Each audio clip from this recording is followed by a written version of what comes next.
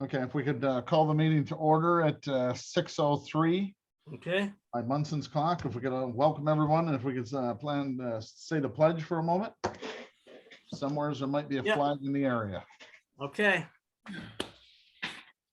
Pledge allegiance To the flag of the United States of America, United States of America, to the republic, to the republic which one stands, nation, one under nation, God, under God, indivisible, indivisible, with liberty and justice for all.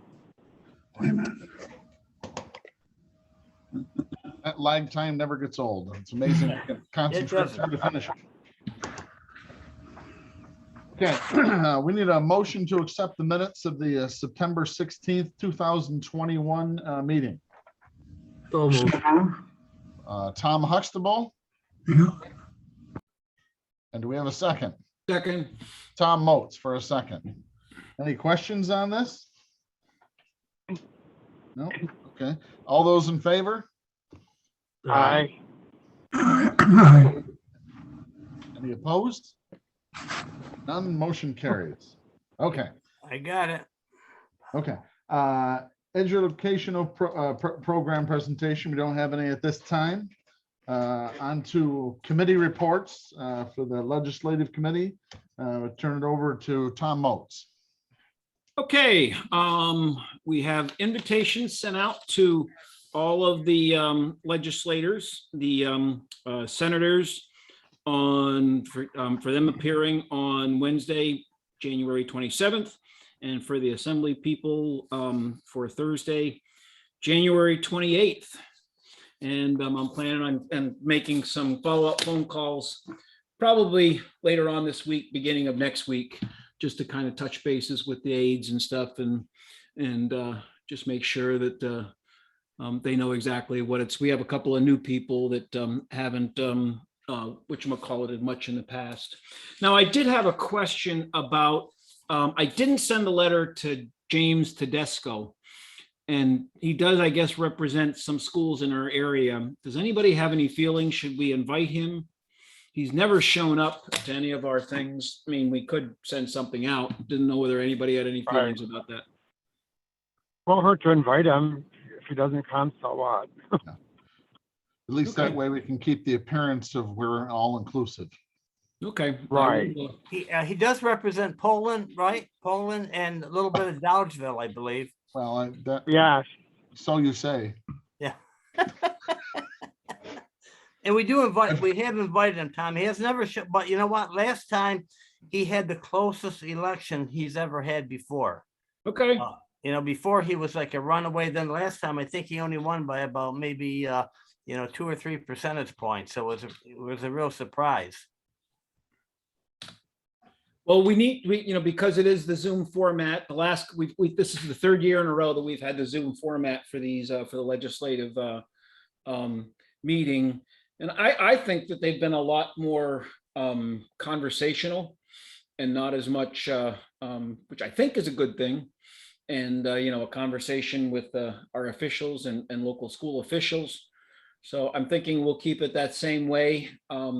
Pretty soon I'll start sending out to people and asking people to volunteer to take a particular area Hey, Tom, how you to doing? ask a question about, All right, you and meeting ID. to Are you lead on off Zoom? to lead off the questioning for the meetings based on the legislative position paper. say I join think everybody meeting. got a copy of the legislative position paper. And then it It should came say out with meeting the ID. invitations today. And so at least we have our subjects down, our areas down, and see if we can build on the success from last year.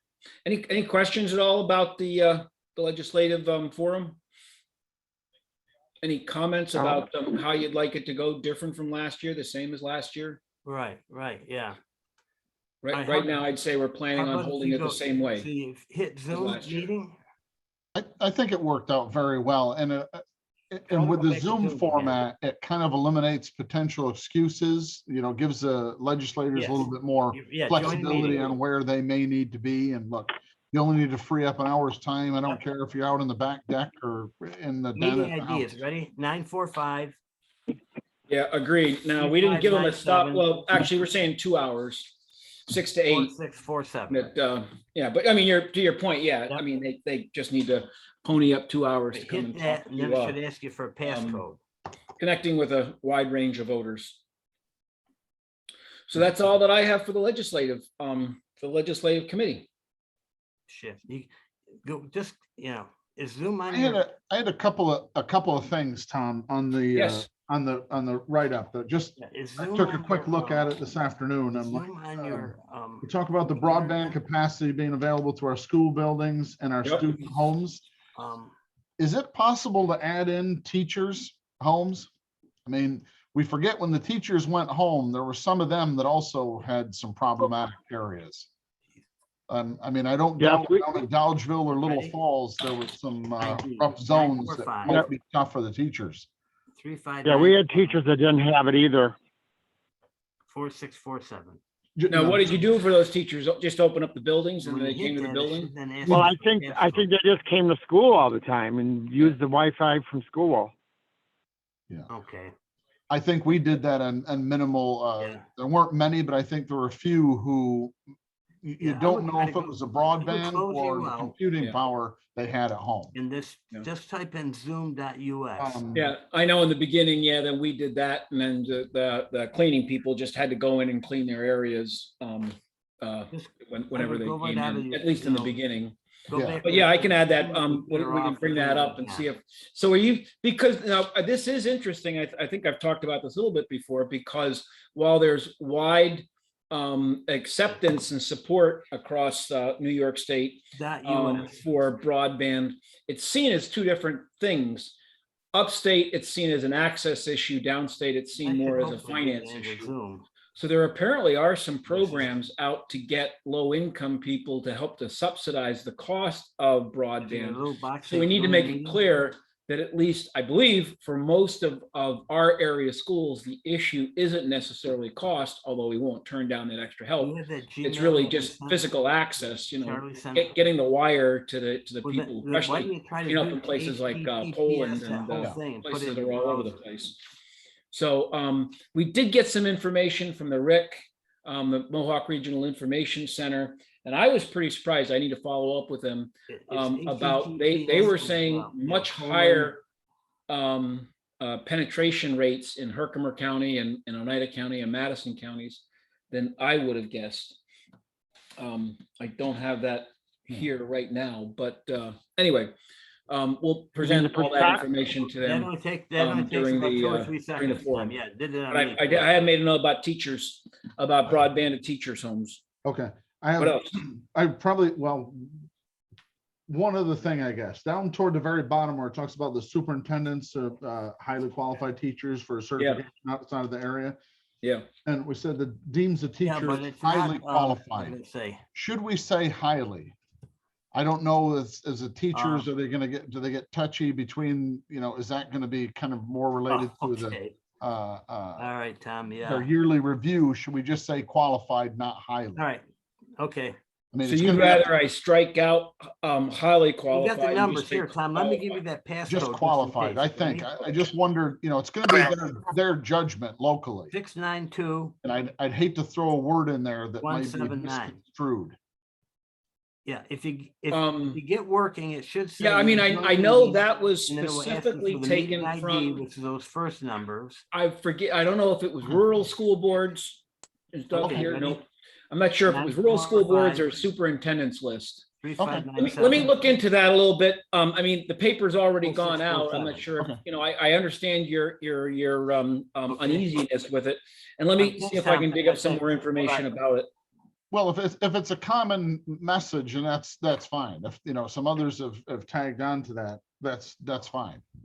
They've had a better look at that, than certainly I have. So it'd be more important to have a common wording and common message to push to them. Yep. Do we keep it? Okay, what else? One other thing, but this is probably the least important. We're talking about allowing schools have their buildings designated as polling locate or decline to allow their polling places for elections. Do you mean for all elections?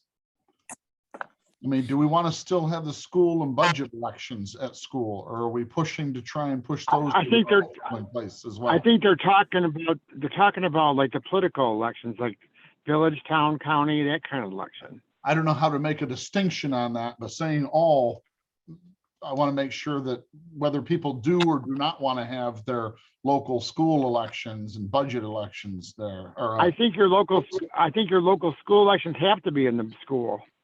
No, ours aren't, Bob. VVS, they we have, are? yeah, school board elections are the same place that we have public elections. Actually, I think that's really all elections, because some of the points that have been brought up is, for example, people that are level 1 and 2 child, they can't get to school, which means we're denying them the right to vote. And, and you know, who's gonna, when somebody challenges that, how is that gonna be? And then just the safety issues of having, regardless of whether it's a school vote or a, you know, a political vote, do we want, you know, the community traipsing through the school, and how is the school gonna keep for a secure, secure school day when the public is coming in? So no, I think that's really all elections. Okay. Okay. That's the only thing, few things that caught my eye. That's all. Thank you. Okay. And one of the things with school elections, Tom, is like a lot of districts are like going to the bus garage, you know, off, you know, off Non-instructional campus. area. Yeah, where there's no kids. Yeah. Okay. So are there provisions now not to use the school building for school elections? That schools should have the right to say, we don't want to have school election, we don't want to have any elections inside our schools. And my understanding right now, Russ would know better about this, but I don't think schools have can turn that down, can say, I don't want an election in my school. I'm not sure whether I'm not sure who makes that determination, actually. That's Russ would know more about that. But to your point, Probably Board also, of Regents. You think it's a Board of Regents? No, Probably. I think it's the county board of elections. I mean, they're the ones that are, you know, set up the voting districts. but to your point, Tom, of you, if you have somebody who may be an offender, even out in the bus garage, is still on school property. That's not going to cut it for that example. Mhm. Okay. Anything else to the legislative committee? Tom, Okay. so with those couple of changes, we're good to go then. I think so. Yep. Yeah. Yes, we are. And then we can send that out to our legislators so they have that, right, Yes. Tom? And Yes. then in December, we can poll our members for questions like we did Yep. before. Yep. And we want to send them because they were much more knowledgeable when we did send them the questions prior to. I know we did that last year. In the letter that I created, I did not tell them that they were going to get the questions. So if we, you know, I think it's, I agree with you though. I think if we send the questions to them beforehand, then they get a chance to research things. So if we can do that, and we do have one more legislative meeting coming up. Our next legislative meeting is 12/20. So the 20th, we've got a meeting. So that'll be the time that we'll do that and come up with ask people to for come up with questions then. questions. Yeah. Terrific. I think Charlie did a great job laying it out. So thanks, kudos to Charlie. Yep. Okay, we'll move on to the membership committee. Mr. Huxtable.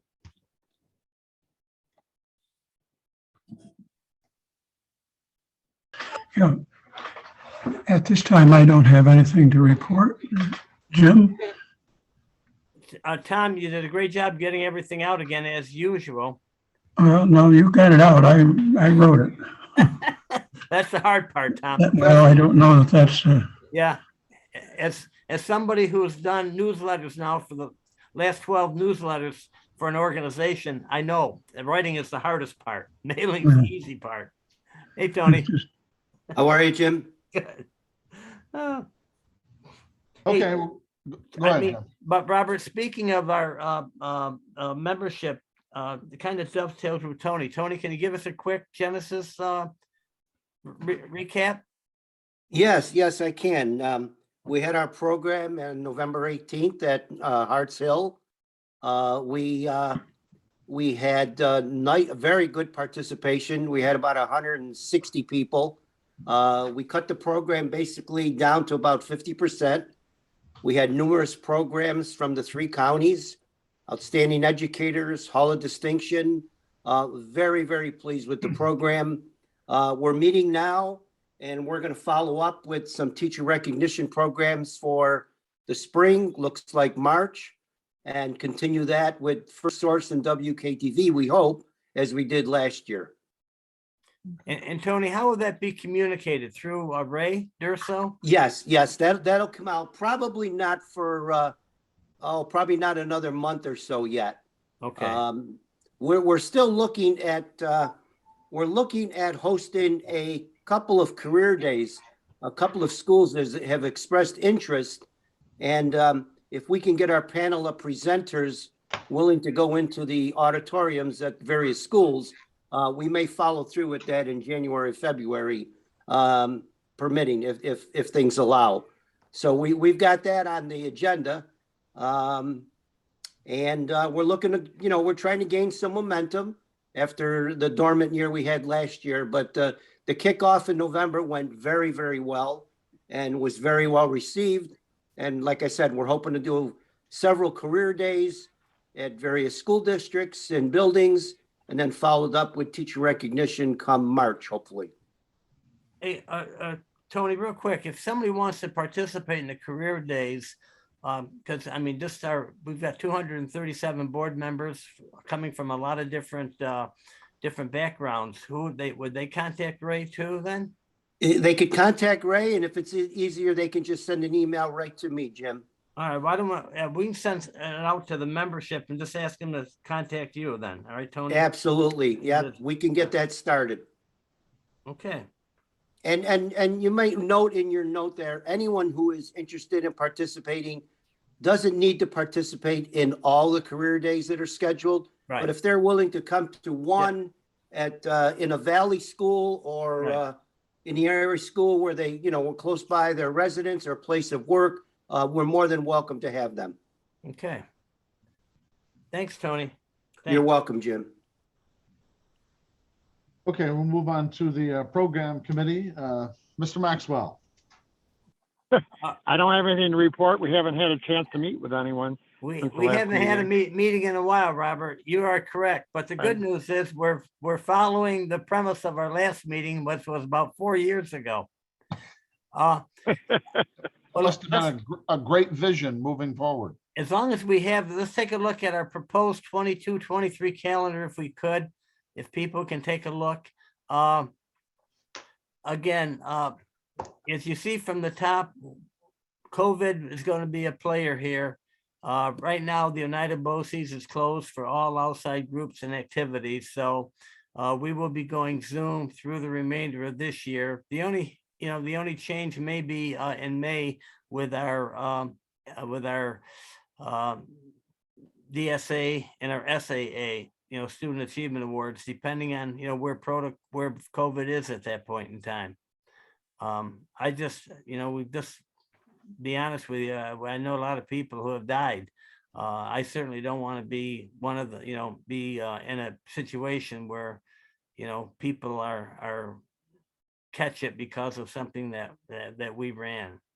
If other people have other, opinions, that's fine. But again, I've lost a lot of people. So if it hasn't changed, and we did Zoom last year with our SAA, DSA, and it wasn't the greatest, but at least there was some recognition there.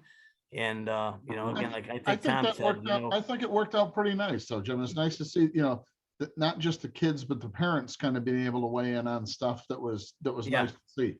Yeah, thank you, Robert. So again, that's the time frame. If it's back at BOCES, we do the 5:36 registration. If it's Zoom 5:30 to 6, like we did with our meetings, and we start at 6 because people don't have the travel. So, all right. So let's see, Robert, how do I get down here? If I go down, oh, here we are on this side. All right. Like to scroll, I think. Okay, so we got, again, we're open, but the SEL has seemed to be a real large topic, especially with the kids coming back. both elementary, you got those second and third graders. Those are the kids that got closed out of the ending of their kindergarten or first grade, and then most of second, either first or second grade. So those kids are really experiencing some separation issues and some inclusion issues. And then at the middle school and high school, I mean, obviously, there's been in the news about the different, city schools where the fights have really caused, a closing of the schools. So thank God we haven't had any in our region. But again, I think it'd be better to be proactive and see what's out there and see how we can do. And the same thing with the learning loss. Obviously, the federal funds are supposed to be geared towards that. And, we can take a look at programs, what programs are working and what programs are possibly not as effective. So, and then in November, remember next year is really going to be a key year for those federal funds, because in most districts, that's second year is going to be the max, unless there's a few strategies that we can use to roll that over to the 24-25 year. And Rick Timms has agreed to do that presentation for us. So, and then the rest is fairly similar. We have our, like Tom with his, and Doug with their legislative forum. And again, hopefully next year we have our school community showcase. It's B. Herkimer's third year of almost hosting. So, and then our DSA and our SAA. Moving down, our executive committee meetings are fairly similar to where they were this year. And again, our June meeting, God willing, we'll be able to have it again at Twin Ponds. Yeah, and move that forward. Again, we have our meeting, Robert, like you were talking before, I thought our SAA and DSA selection committee meeting through Zoom went well. So, I would propose we would continue that this year with that time frame. And then our mandated training, we ran that through Zoom last year. Our presenters really liked it because they could do it from their living room. The members all said that, it was certainly a solid presentation. And so we will continue that kind of a time frame for those people. Then of course, Genesis, the 17th, right, Tony? I don't have my calendar, but that sounds right. It's that third Thursday. That's correct then. They're not in here, dear. And then moving on, we are fiscal planning. We are set this year for the 20th with NISBA, with Brian Fessler and his group coming in. Again, the 9th is kind of a meeting. If there's something that we need, we can run it. If not, we can pass on it. Okay.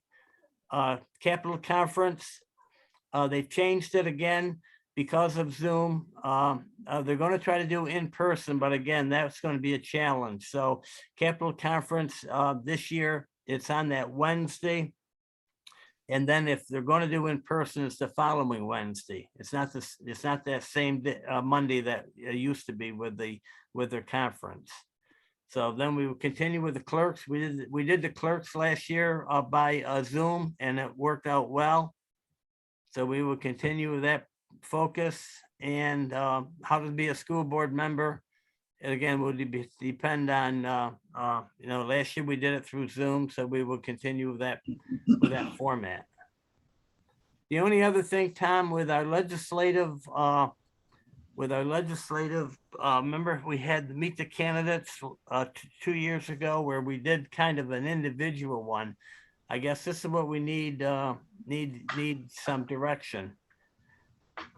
Tom, do we want to try to do it like those, like we did individually, or do we want to do a Zoom where we have the Senate and one, the Senate candidates in one session, the assembly candidates in another session, and then we're also going to have a congressional election too?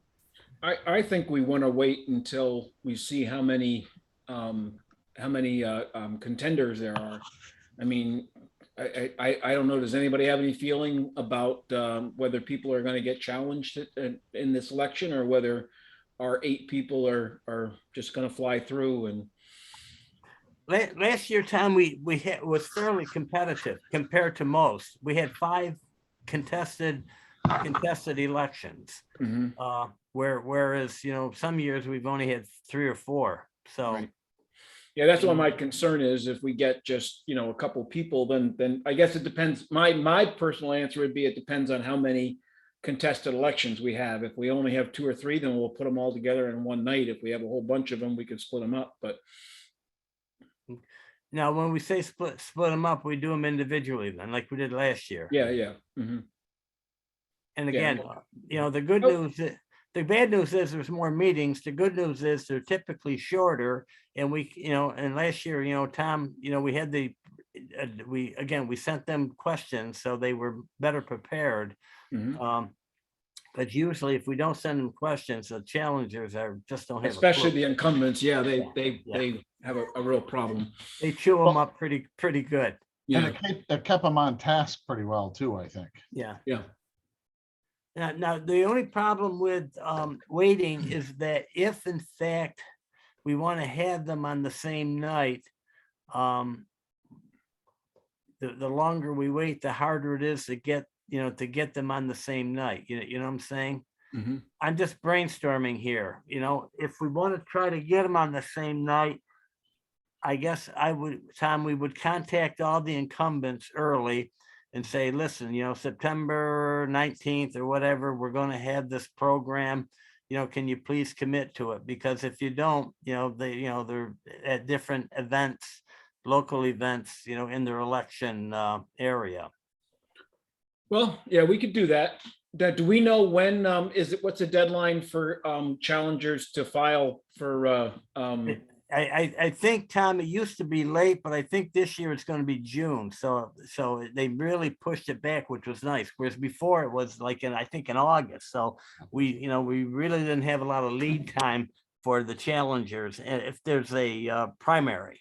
Mhm. So. Well, would June be enough time to get it on everybody's calendar?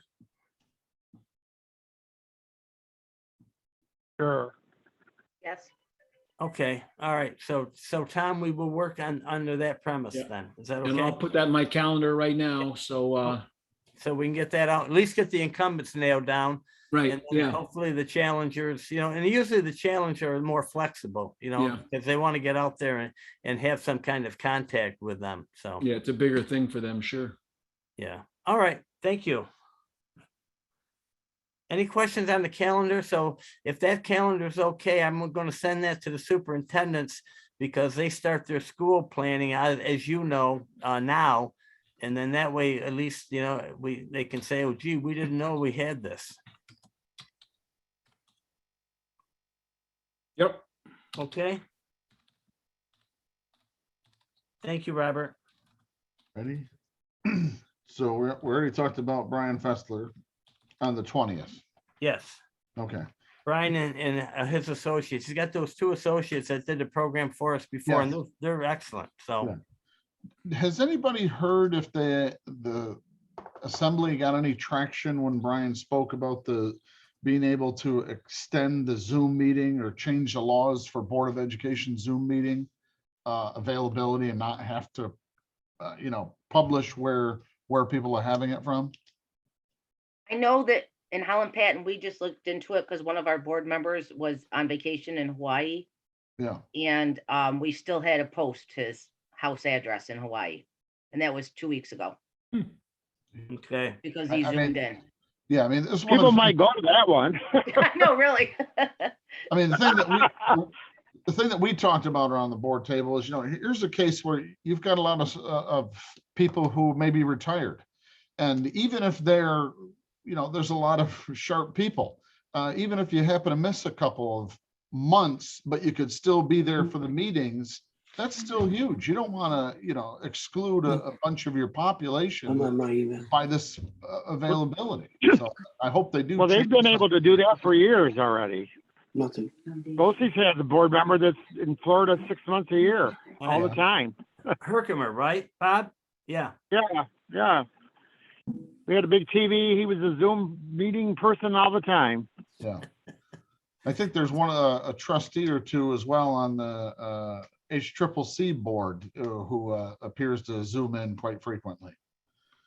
Okay. Well, the current argument was you didn't really want people coming to your house because of COVID. I mean, not that they would, but I mean, theoretically they could. I don't want them coming to the house because I'm not feeding them.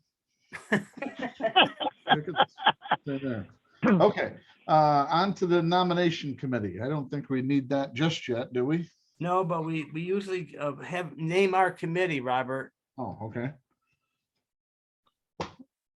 Are there any volunteers? I'll throw it out there. I don't remember who did it last year.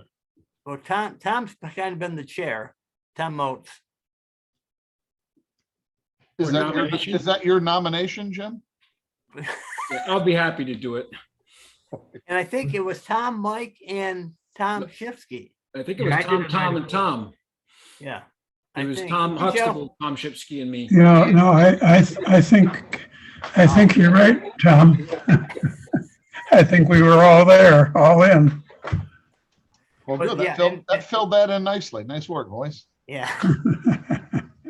And this is an off year, so it should be just hopefully SOP, Tony, Robert, and Doug, so. Okay, unfortunately, Mr. Miller is not here with us this evening. I don't think. He was. He was? Oh, he was. He was. Yeah, I don't know what happened to him. I'm here. Oh, beautiful. Oh, Bill's got the iPad. Oh, beautiful. Yeah. Okay. I got the Well, iPad. Well, we'll Yeah. turn it over to you then, Bill. Bill, we've got a great view of your elves down there in the corner. I think I got the wrong camera angle. There, how's that? There you go. That's better. I don't know. I'd go back to the elves. Bill. Thanks a lot. Thank you. The elf on the shelf, so you better be careful. Well, it's great seeing a lot of you again. It's been a while, and some of You're just seeing my face. You know what? I said, you're just seeing my face. You're not seeing a lot of me. Yeah, well, I'm not going anywhere with that, Tom. I'll leave that alone. Anyway, we just had our board of directors meeting this last weekend, and we had a really good mega issue. We had the superintendent from the Albany Central School District in, who spoke for probably an hour, and she was talking about the critical race theory that we've all been hearing so much about. And she's a superintendent of color, and she came there 5 years ago. And she says that it's hard because people are equating the name with black and white. And I guess it's probably what I said to her true, is it's turned a lot of people off just because it's critical race. But what she brought out was all the things that they're doing in the Albany school districts that have nothing to do with race. It's how do you include children with disability? How do you include children that have, not only learning, but who may be like autistic, or they come from homes that are single parent. They come from dysfunctional homes. So, she really went on about, the theory behind this program. And, she doesn't consider this a race issue.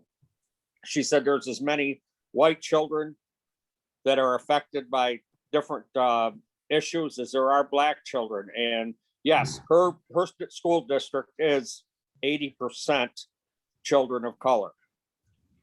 So that's what she deals with all the time, but she tries not to let that get in the way of what needs to be done in the work. Bob Lowery was there. He was talking a little bit about it. So we really had a good conversation with her, and it was nice that we were able to hear different thoughts, especially from someone like that who didn't consider, what everybody else or what school districts may be considering. I do know there's districts that have said that they'll never allow critical race theory be taught in their schools. Do you And that's guys think though it's area. just because of how it's the wording, how it's being labeled? Right, So people just hear right, that the wording. and they have no idea what it means because it can mean 12 different, very distinct things. So, Correct. so how do you, to educate people, how do you go about, I mean, for the discussion to even happen where people will just automatically hear critical race theory and just shut right down right from the get-go, even Well- though we're talking about disabled children. And it's funny because that was my very question at the end was, what do we do with the districts? I said, I live in a very rural area where I said the cows outnumber the people in some towns. I said, Mhm. so, that their mindset is what they've heard. And she said, what you need to do with that is challenge them to say, what about children with disabilities? This is part of the theory that needs to be taught, is how do we teach those children? Take the race right out of it totally and tell me, what do you think in our districts are things that need to be, addressed and talked about, and how do we handle them? And she says, if you throw it back like that, generally they'll step back and say, well, we didn't really think about it that way. We just thought it was all about race. And, you have to educate them that, granted, it is a very poor choice of words when they name that. And does it even have to be labeled, I guess? How about just a conversation, or what are the needs in our district? Yeah, exactly. You know, And we address them, and who do we need to involve, and what parents could help us out, especially if they have children who are children that need additional help. So you got to try to get them away from the race theory. And I know that's hard because I'm running across to the lot in my area. The farther north I go, the harder it is to get people to pull that segment of it out and just talk about children and their needs, and who needs to be helped and how can we help them. So it was a very good conversation. We spent quite a little time on it, but some of the other areas we approved our strategic plan over the next 2 years. We talked a little bit about the convention in Syracuse next year. Is It's like is that a for sure, Bill? I mean, COVID not being part of it, but it will be in Syracuse?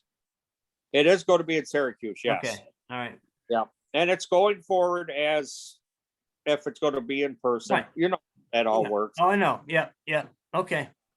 But they're working with their hotels and everything else out Right. there. But plans are that Okay. it will be. And there'll be more coming out and Right. more speakers. We want to find some really dynamic speakers because people haven't had a convention in a couple of years.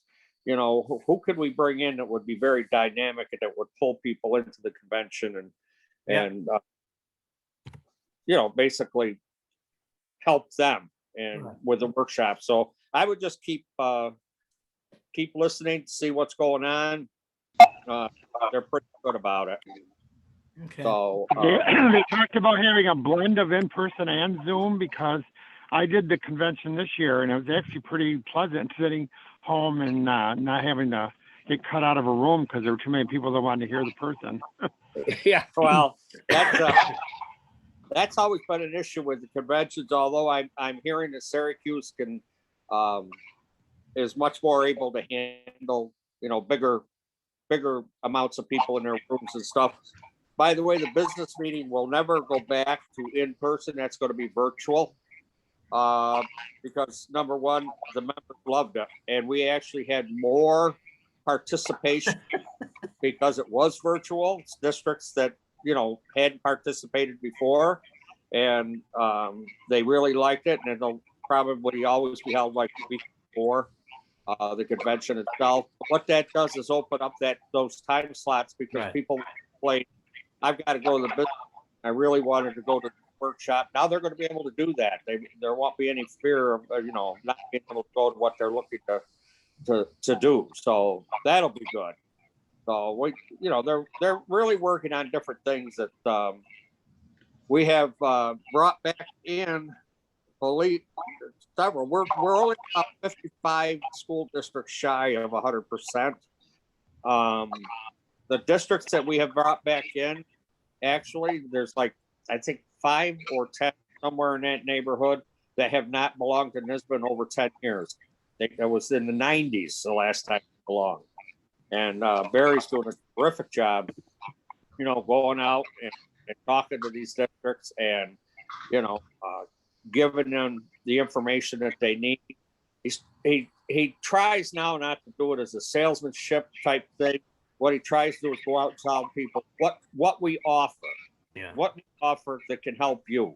And value added. Yeah, this is what's brought a lot of districts back in again, is because they are seeing the value of NISBA and what they do. And, you know, and we work very well with the local SBIs, Jim, you know, our SBI. We're working with rural schools. Dave Little is out there promoting, saying, hey, listen, you know, this is just, we're just part of what you need to know. So, you know, we're getting a lot of help in that area. And I think it'll come along. You'll never be 100%, but we certainly are, you know, in far better shape than we were. Our customer retreats we're doing well over 100 of those every year. So, you know, districts are asking, hey, can you come out and talk to us about a very specific topic that has to do with their district? So, but that's kind of where we're at. And, you know, we always welcome questions and anything that we could do for anybody. You could call NISBA headquarters. They're back. Most of them are back. So, you know, you'll be able to get a hold of it, even if they aren't, because they'll direct it right through to their cell phone. So,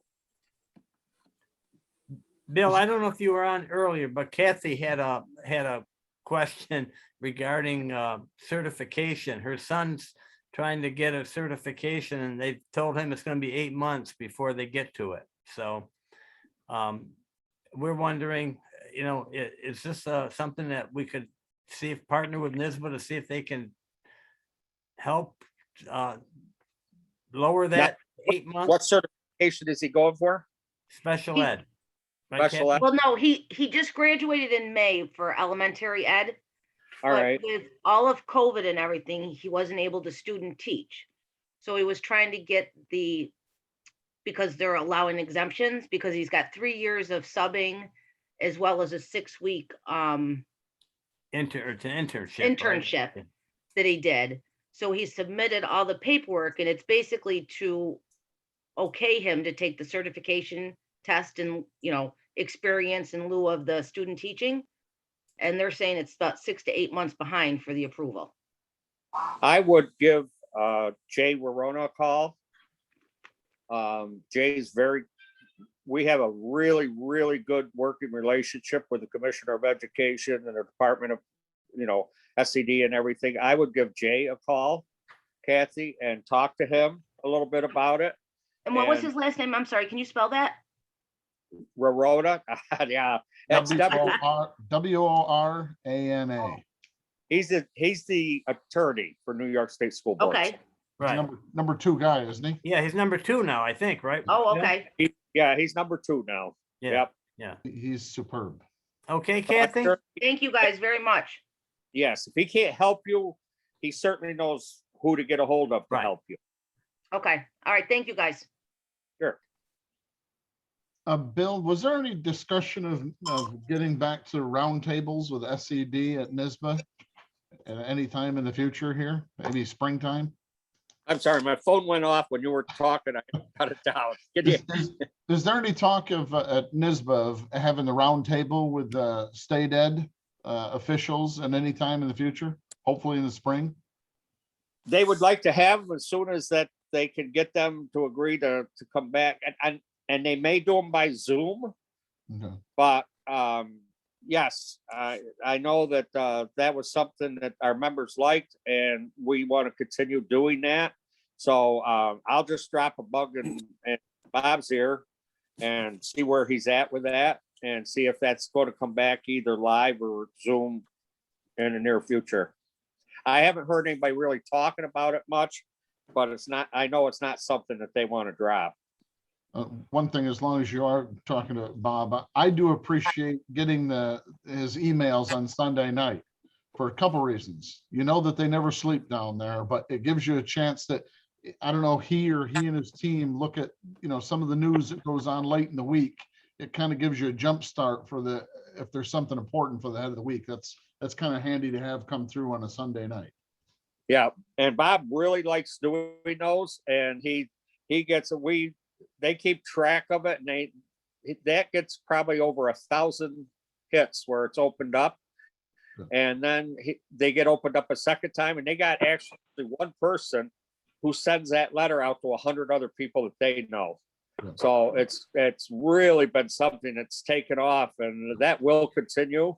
And Bob certainly appreciates hearing it, but he also knows that it's something that helps the members. Like you said, you get a jump start. If something happens, you're going to know Sunday night what it is. Yeah. Okay. Any other questions for Bill? Okay. Thanks for the update, Bill. Yep. Thank you.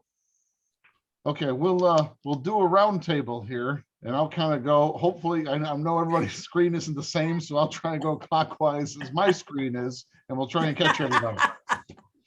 Mr. Moats. Okay. Mr. Head. Hi. Can you hear me? Yep. Yeah. Yeah, we haven't got home too much going on now. We are gonna end up doing a musical this year, but that's about it. Yeah, I think West Canada may have just put one on a couple weeks ago, maybe. I don't know how that went, but I know that we're talking about doing something drama-wise. I think maybe even a couple of things at Christmas here. Yeah, most districts are doing with selective seating, because they're doing the 6 feet with the chorus or the band. And again, the audiences are limited because of the 6 feet. So, but at least they're doing something. And in person has just been incredibly well received by John Q out there. So. Okay. Ron. Nothing here. Okay. Tony. Yeah, just a couple things. I appreciate Bill's report and how he talked about the superintendent from the Albany district and the issue of critical race thinking. Just something that maybe we can give some thought to. I know we can't, our calendar is full, but we are always looking at educating our public. I think there's also a need for us to educate our board members. I think we have to respect the fact that there is diversity amongst boards of education, members of boards of education, and the training that Bill was talking about. I think before we focus on, yes, we need to educate our communities, but I think we need to start right with some of our boards of education. And maybe next year, when we're looking at, and I know we talked about the calendar, several minutes ago, but I think there are issues there that they're going to be pertinent, they're going to be relevant, and they're going to be contentious. And I think the worst thing that could happen is when we have various differences of opinions from board members and that becomes embedded in the community. That could be dangerous. And just a thought, when I heard his presentation, it seems like every time we pick up a journal or a newsletter of some kind, there's some reference to a group taking issue with critical race thinking and teaching. And for whatever reason, respectfully, but I think we need to educate each other as board members and not just worry about our communities. Bob, that's just my concern. Yeah. Well, it's certainly true. And, but also on the flip side, which comes first? Some of the people that are dug in the community or some of the people that are dug in on the board? Absolutely. It's where those circles intersect. Absolutely. And the mask mandate, the regulations this past year, was very contentious in many districts and at many meetings. And I think the next issue is going to be this critical race issue. And that's not far on the horizon because it's getting national attention, and throughout the country, there is great opposition. And just as Bill talked about, it's misinformation. It's incorrect information that people are reacting to. So it might be something we look ahead to educate ourselves, and maybe that's something that we can do through School Boards Institute. I'm not sure. But Tony, I mean, just to take a step back, I know school boards and our local BOCES have a couple of people who really work with the diversity, equity, and inclusion. So Okay. it's not the, again, they're not using the critical race theory vocabulary, but everything, with diversity, equity, inclusion, like you said, it talks about, economic diversity, special ed, special needs, race, so I mean, this could be something we could do in that January program that we have.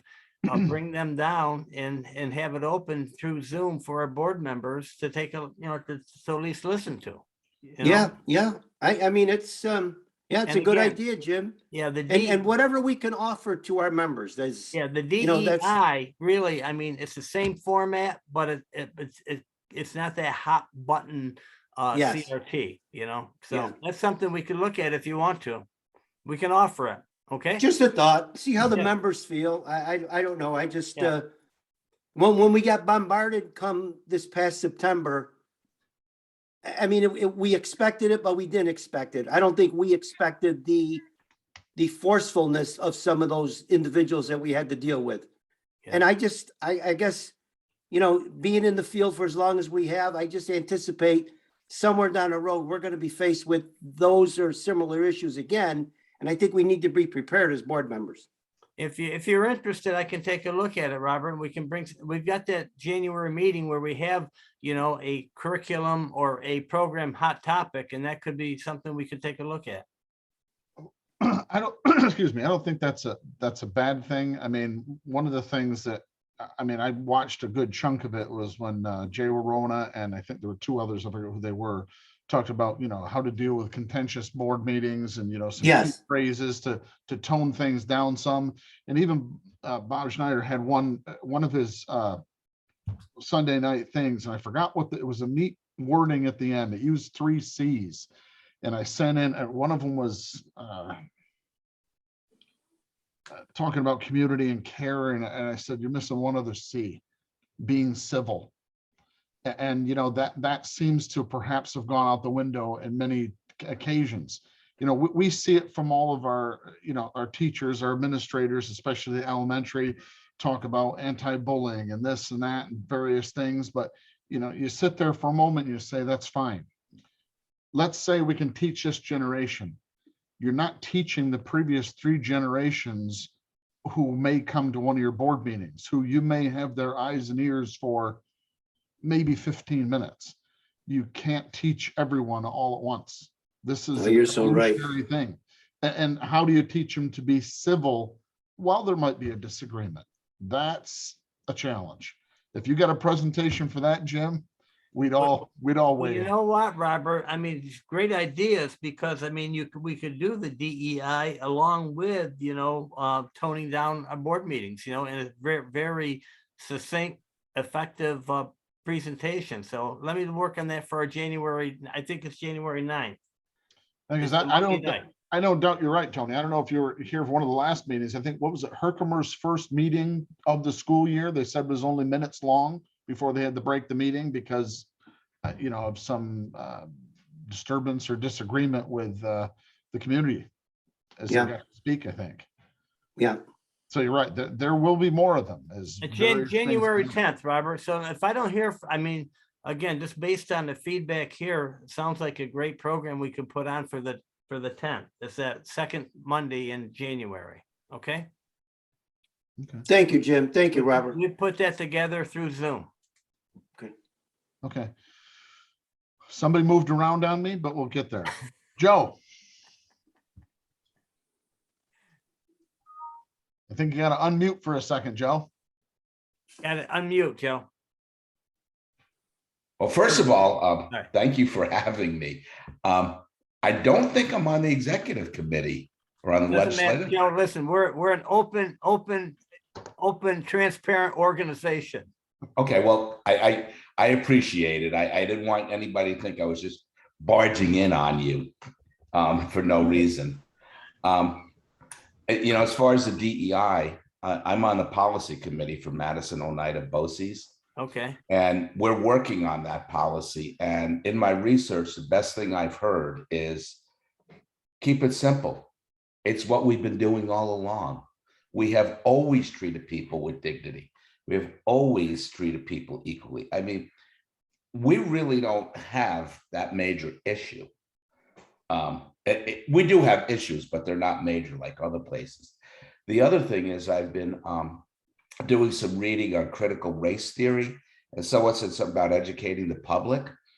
The term I heard was renaming it critical thinking theory, getting people to look at an issue, not critical as in criticizing people, but critical as in look at an issue and look at all sides of it.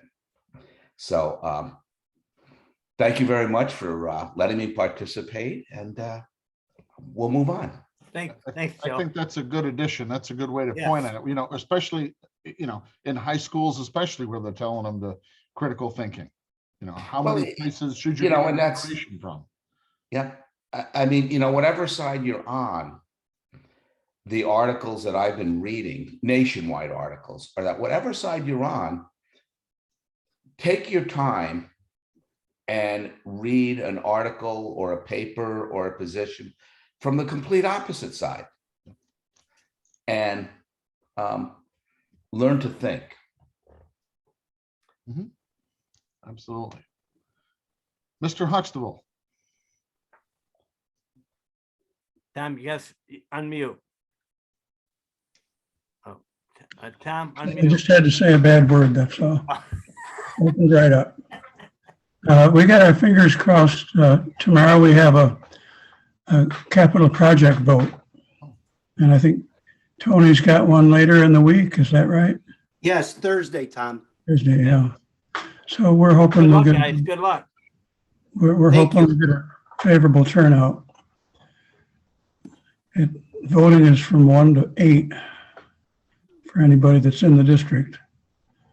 Yeah, Aristi's got one going out this spring too, Tom. So it's, Yeah. That's all I got. okay. I'll go. Good luck, Tom. Yeah, good luck. Thank you. Is Utica's tomorrow? Utica is tomorrow. It's this week. I know it is. Yeah, it's the 7th. Tomorrow, Yeah. Tony. Tomorrow. Yeah, tomorrow. Yeah. Hey, Bob, Yes. something I did forget to tell you a little bit about, but we have our own DEI committee at New York State School Boards. Right. We started last year, and it's going to continue through this next year. James Page, who is our IT guy, sits on that committee. He's a gentleman of color, and he brings, my understanding, he brings a lot of really good knowledge and understanding and thoughtfulness. And also the other part is that Bob Schneider sits on the National School Board's DEI committee. So we're trying to keep it all so we know what's going on nationally as well as statewide.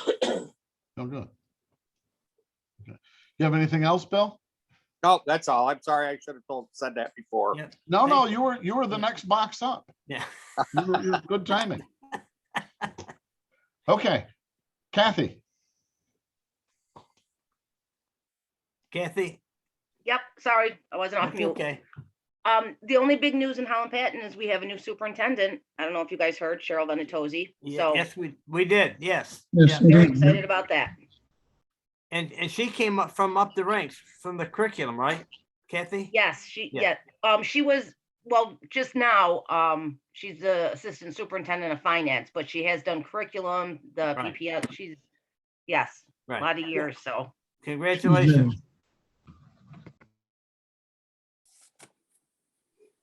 I just said three quick things.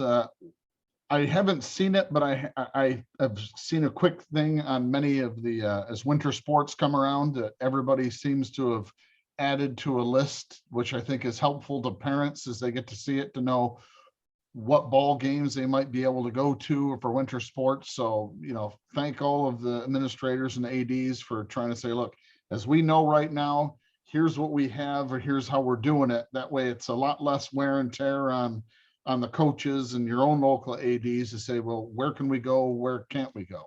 Right. So that's helpful around. And I'm curious how everyone is doing on bus drivers. I hate to bring it up, but it's going to stay with us for a while. Robert, right now it's day to day. I think in most districts, they just pray to God that, at least almost everybody shows up. A couple of people do double runs, and it's a challenge, I think. I don't think anybody has a surplus of drivers. No, I think you said it all, Jim. Ditto from Markham, at least. And if you do, people are going to start rating you, Robert. Yeah, I know you're already trying to snipe some of our people anyways. And the last thing I wondered from everybody is, we're kind of going around on it tonight. We've mentioned it a little bit before. As the year has gone on here, has anybody or their administrative group come up with something that's measurable for the social emotional learning assessment or loss? Some of our federal money that we're going to be able to use is going to be for that, but how do you have something tangible to go by in that? I was just wondering if anybody has come up with anything in the area that has got a little traction to it. That's kind of what I suspected. I just figured I'd ask, because it's a tough question. If it were easy, then somebody to figured something out, but I'm guessing that it's just probably mostly the elementary teachers still making judgments and referrals and for kids that they think might need some extra time or some extra help. And I think, Robert, eventually it's going to end up probably looking like a rubric, taking a look at attendance, taking a look at discipline write-ups, taking a look at your what issues, from the management side, whether it be bullying or fights or, substance abuse, things of that nature. So I don't think I think it's going to be a multifaceted, report. I don't think it's going to focus on, how many SEL meetings, which will be important. Believe me, all of those federal funds, make sure your people are taking attendance. If you've got a learning loss program, academic enrichment, whatever you want to call it, but make sure you have a record of who's at those sessions, because that's going to count towards that funding.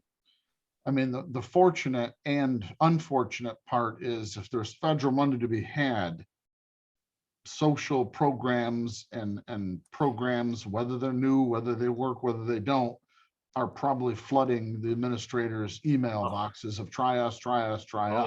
Yeah. I haven't heard any, but I know that every now and then Mrs. Dutton mentions that she got a burst of advertisements for different things, but I haven't heard it lately. Most administrators probably get 10 to 15 a day. No. A day. Okay. Any other questions for the roundtable? Okay. Need a motion to adjourn. So moved. Tony Second here. and Tom Huxtable. All those in favor? Aye. Aye. I hopefully see some people on the 20th for Brian and his group then. And we will put together a program based on our discussion tonight for January, I said 10th, I believe, correct? Yes.